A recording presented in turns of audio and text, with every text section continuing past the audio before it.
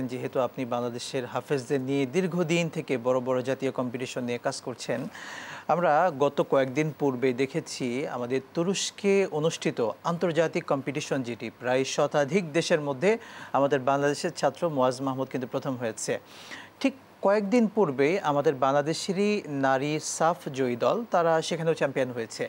তাদেরকে রাষ্ট্রীয়ভাবে আমাদের প্রধান উপদেষ্টা সহ রাষ্ট্রীয়ভাবে ব্যাপক সংবর্ধনা এবং তাদেরকে উৎসাহ দেওয়া হয়েছে, তাদেরকে পুরস্কৃত করা হয়েছে।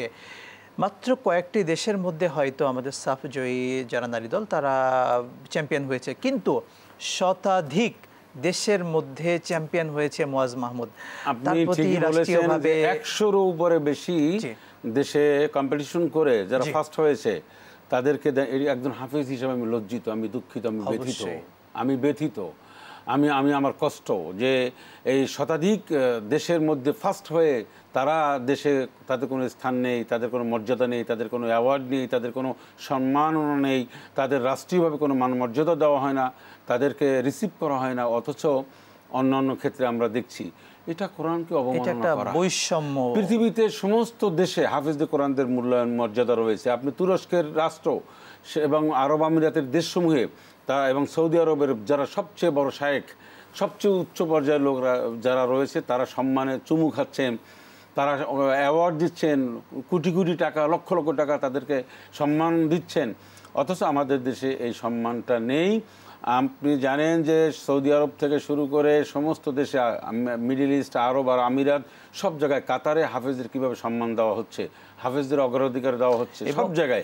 আমাদের দেশে শুধুমাত্র হাফেজদের একটু যদি অ্যাড করে বলতেই হয়, আমরা তুরস্কে দেখেছি, কাতারে দেখেছি, সেই দেশগুলোতে যারা হাফেজ হয় তাদেরকে রাষ্ট্রীয়ভাবে এই হাফেজ হওয়ার কারণে সম্মানসূচক তাদেরকে হজ করানো হয়, কিন্তু রাষ্ট্রীয়ভাবে করানো হচ্ছে, বিভিন্নভাবে তাদেরকে পুরস্কৃত করা হচ্ছে। রাষ্ট্রীয়ভাবে হজ আমাদের দেশের কোন রাষ্ট্র, রাষ্ট্রপতি যারা ছিলেন, মানে রাষ্ট্রনায়ক বা রাষ্ট্রের যারা দায় দায়িত্ব ছিলেন, তারা হজ তো দূরের কথা, কক্সবাজারের জন্য তো একটা টিকিট দেয়নি। তারা বলেনি আজকের অনেক সময় অনেক মানে সংবাদপত্রে অবদান রাখার জন্য, খেলোয়াড়দের অবদান রাখার জন্য তাদের কোটি কোটি টাকা দিচ্ছে, প্লট দিচ্ছে, পূর্বাঞ্চলে দিচ্ছে, অনেক কিছু দিচ্ছে।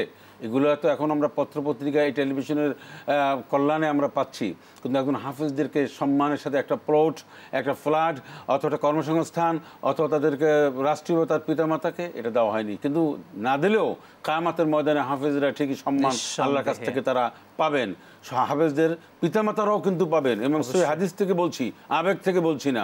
কিয়ামতের দিন হাফেজদেরকে আল্লাহ রাব্বুল আলামিন নূরের টুপি, মুকুট পরিয়ে দেবেন, হাফেজদের পিতামাতাকে সম্মানিত করবেন এবং হাফেজদেরকে বলা হবে পড়ো এবং ওঠো, 6236 আয়াত পড়বেন এবং উঠবেন।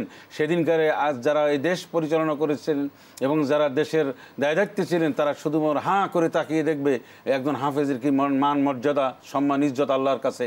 এই সম্মান ইজ্জত যে তারা দিল না, দুনিয়া তাদেরকে বঞ্চিত রাখলো, সেজন্য কিয়ামতের ময়দানে প্রত্যেকটা দায়িত্বশীলদেরকে আল্লাহর কাছে জবাবদিহি করতে হবে।